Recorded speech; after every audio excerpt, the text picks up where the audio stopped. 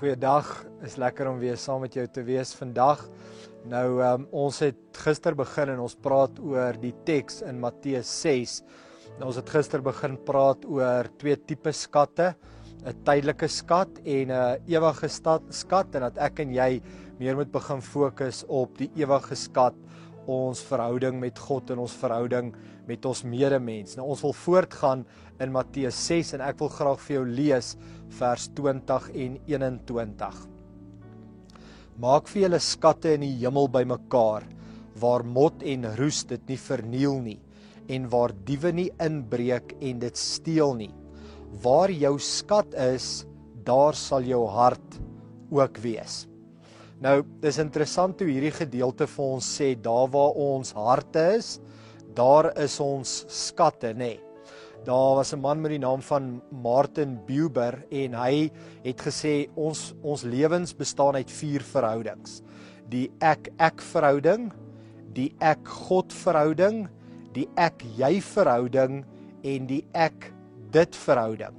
En is baie interessant dat wanneer ek en jy slegs ons lewens toewy aan dinge, wanneer ons lewens bestaan om skatte bymekaar te maak, maar dis eintlik net dis net materiële besittings. Dis goeder soos geld en besittings en status en wat ander mense van my dink ensovoorts. Dan sê hy dis eintlik nie 'n skat nie. Want 'n skat kan slegs gedefinieer word in 'n verhouding. Wat sê daai verhouding van jou? Hoe groei jy in daai verhouding? Hoe ontwikkel jy nuwe karaktereienskappe en integriteit in daai verhouding? Jy kan nie integriteit en karakter ontwikkel wanneer dinge jou skatte is nie. So, ek dink die groot vraag vandag is, hoe gaan met jou verhoudings? Hoe gaan dit met jou verhouding met jouself?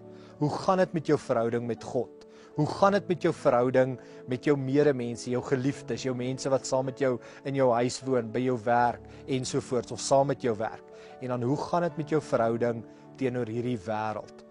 En kom ons bid dan saam dat die Here ons help om dit eerder die skat van ons harte te maak.